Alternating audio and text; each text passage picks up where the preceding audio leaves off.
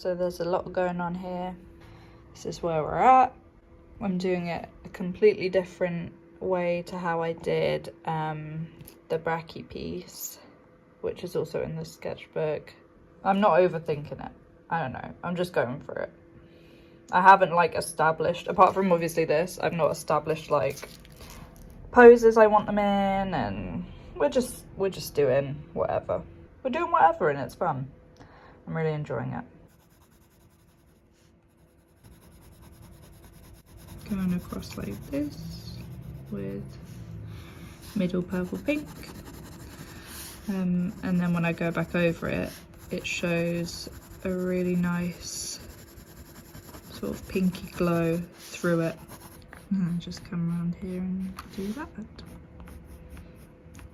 What pencil is this? It is Indathrine Blue. Indathrine.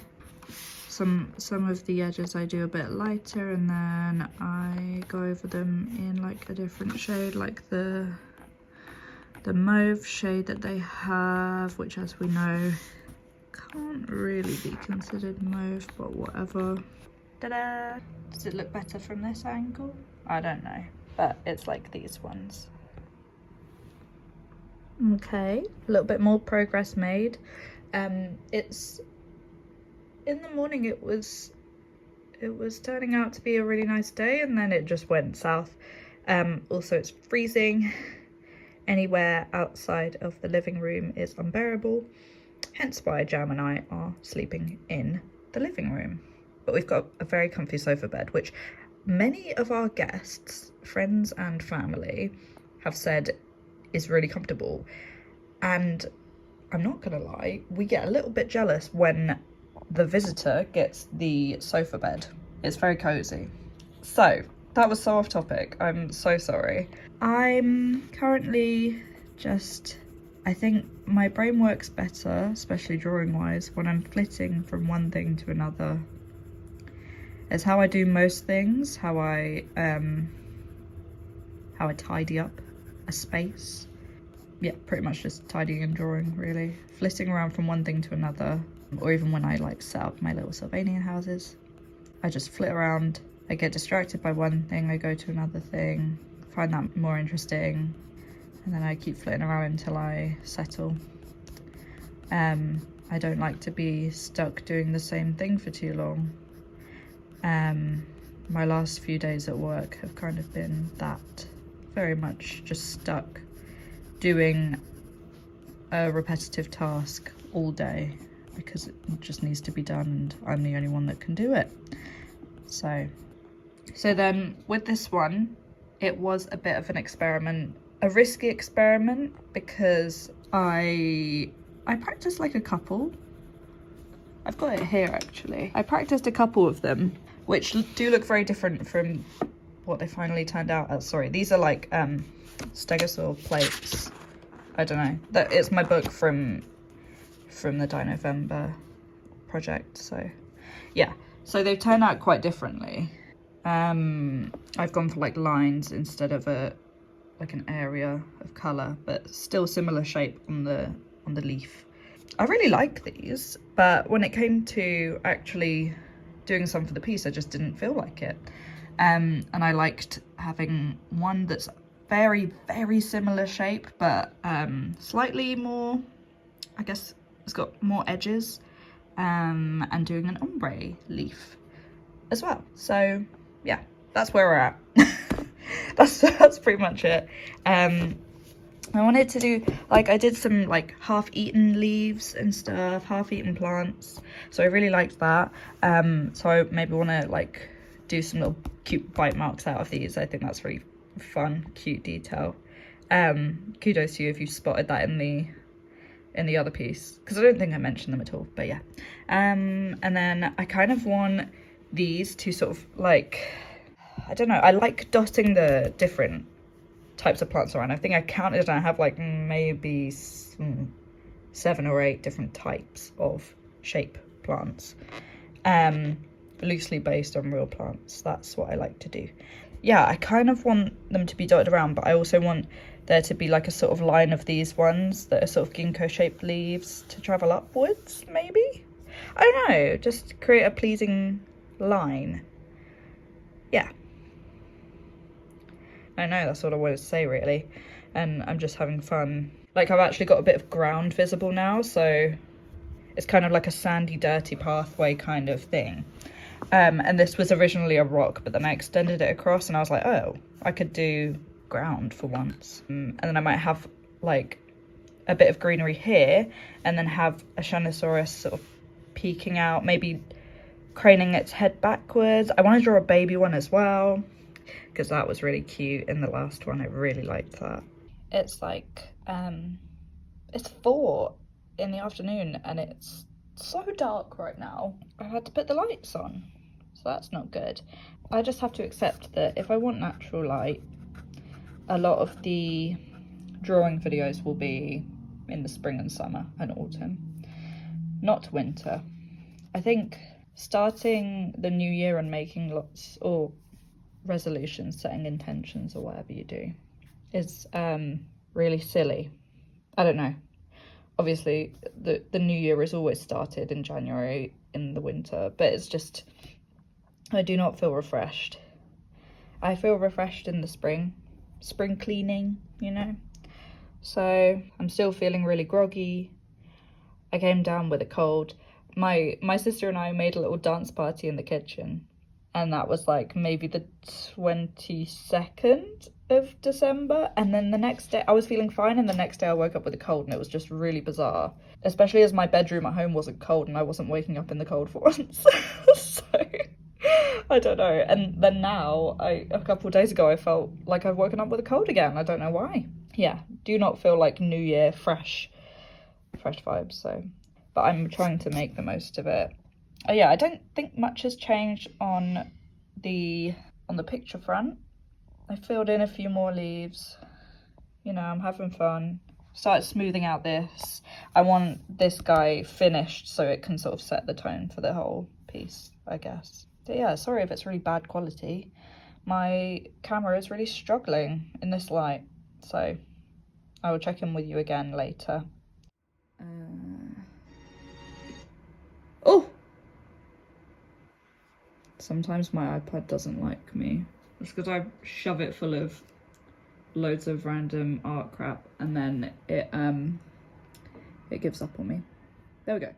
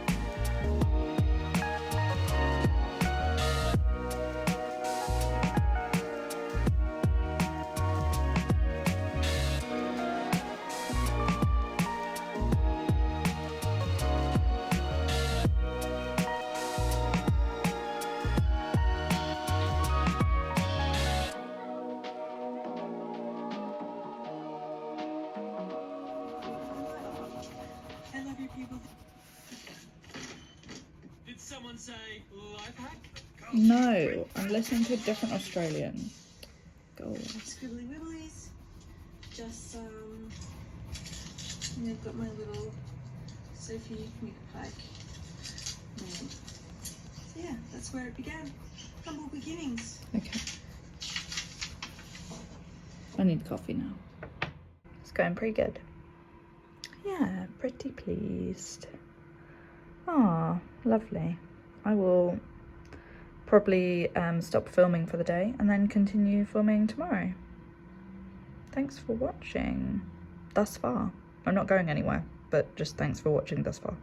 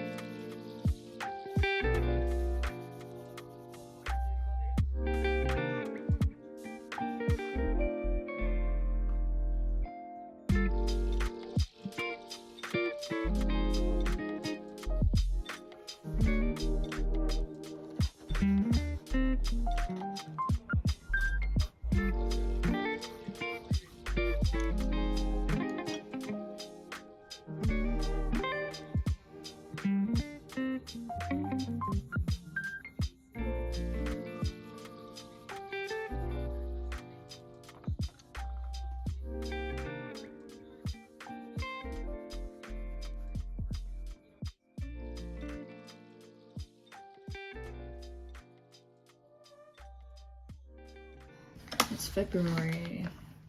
I haven't worked on this piece over most of the month, so I'm back, and I don't want to say better than ever, but I'm back. Especially with the brachytrachelopan piece and this one. I don't know what to do with them afterwards. I'm just gonna make them and, you know, figure out what I want to do with them. I'm imagining they could be really cool prints. Yeah, but other than that, I don't know what else to do with them. Put them in a book. Probably put them in volume 2 extended. I think especially now that, you know, there's some more people interested that maybe didn't even know about the first time I put out the second volume, or even the first one. It's a good time to make a cute extended edition with lots of additional work. I'm excited.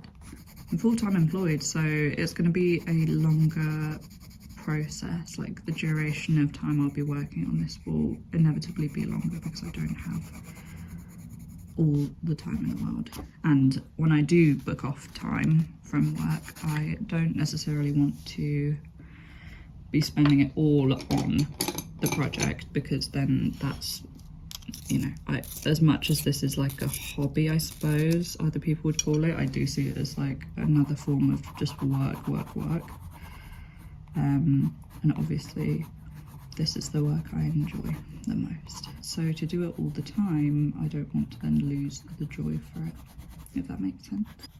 But yes, I am really happy to be working on this again. I feel like this is just like a joyful piece, so I'm excited.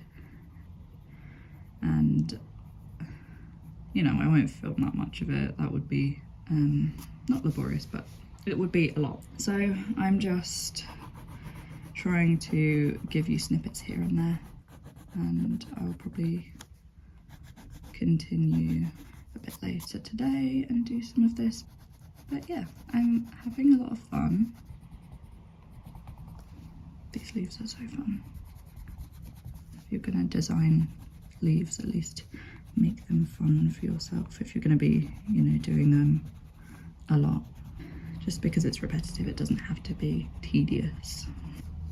But also, I got to level 29 of the Splatoon DLC tower, and my hands, well, my right hand especially, is screaming, begging for mercy. I'm not going to do too much today. Oh, and I got to level 29, but I saved and suspended so I could come back to level 30 because I don't want to have an exhausted hand and a frustrated brain for when I actually try and complete the last level, if that makes sense.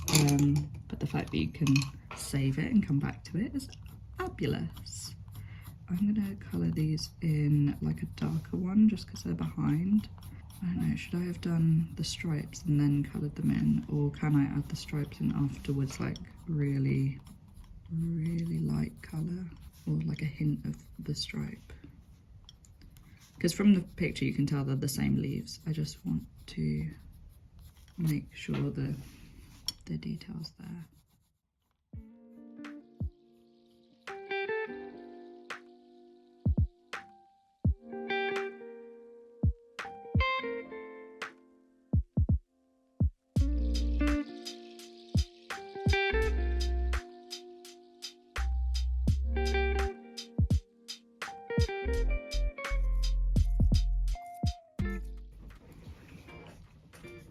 I'm using this, I think it's cork, yeah, cork colour Holbein to smooth out the rocks.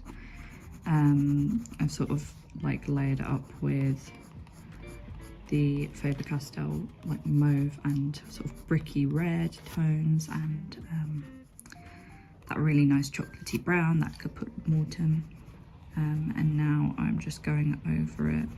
I always feel like using like makeup terms, and it makes me think of Trixie Mattel's videos, like her older ones, where she was like, and then we use this to marry the two colours together.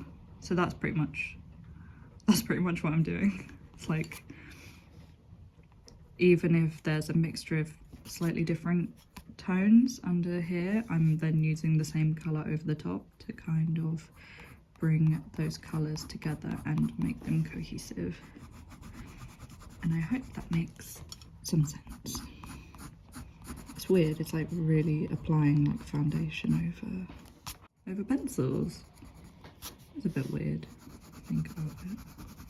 With this one, with these rocks, I'm not even sure. I don't know, I do something different every time. I do want them to look cohesive and like they belong together. But yeah, I'm not too bothered about them looking all the same because rocks are all different, even their tones.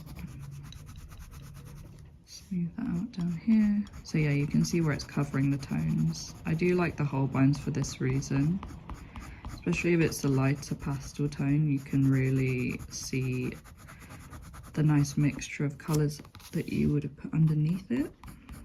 Sort of got to be careful with like how much you want the actual pencil lines of the Holbeins to show. They're very waxy, they're very creamy consistency. They're obviously not the same pencil makeup as, or like pencil ingredients as Faber-Castells, or even I guess Prismacolors, even though I don't use Prismacolors, but just as a comparison. So you've just got to be conscious of that. But I really like using them with Faber-Castells. I just think they work so well, especially over the top. So that's why I'm using them. Yeah, not to say that they work together perfectly, but for this purpose, definitely.